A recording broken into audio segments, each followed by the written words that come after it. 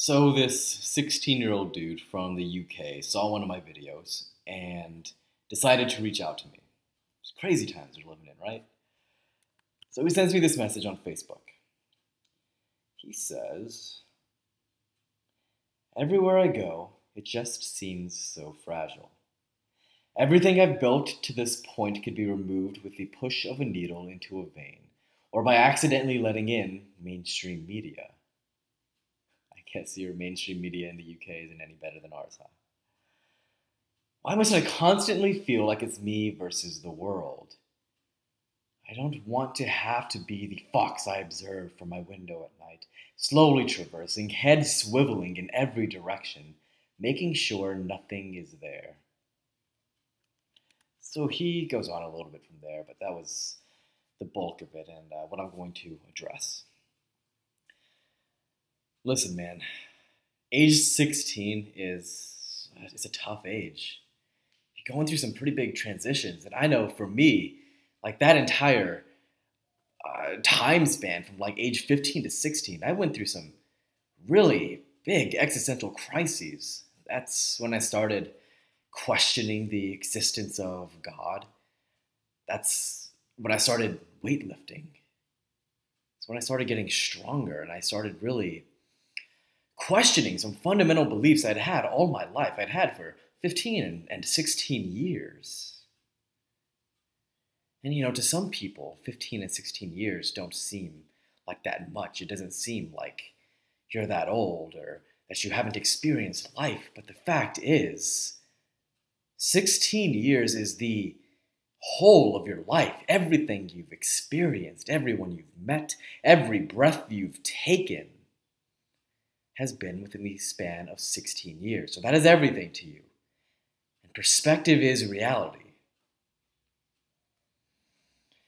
So I know one of the first words you opened with was fragile. Everything seems so fragile. Oftentimes, our view of the world is a reflection of how we are feeling inside. Now, at age 16, you're not expected to be grounded. You're not expected to have an iron will and a resolve that is unbreakable. You're 16, man. I know you look up to guys who are older than you, and you see what they've accomplished. You see that they're more mature. You see whatever. You compare yourself to them. I do the same thing. The guys that are like in their 30s, like 35. I'm 22. That's 13 years. The difference between you and I is only 7 years.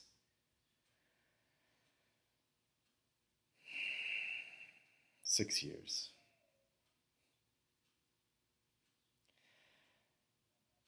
So what I would invite you to do is begin weightlifting.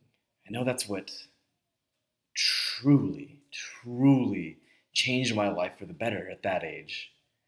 I don't know if in the UK, 16 is the driving age, but that's what it is in the US. And that is when I really got consistent with exercise and lifting weights and getting stronger, was when I could drive myself to the gym. I started at age 15.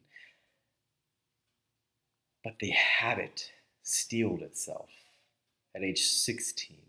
And it stuck with me ever since. And it has provided me more benefits than anything else in my life. Even reading, even yoga. As much as I love yoga, I haven't been doing it as long as I've been lifting weights. And the thing about weight training and resistance training is not only do you become physically stronger, not only do you build muscle and build a strong, healthy, athletic, attractive body, but in the process of becoming stronger, in the process of building your body, of sculpting your ideal body, you cultivate these incredible values, these incredible intangible aspects of yourself. Were it not for weightlifting, I wouldn't be as disciplined as I am today. I wouldn't have the resolve I have.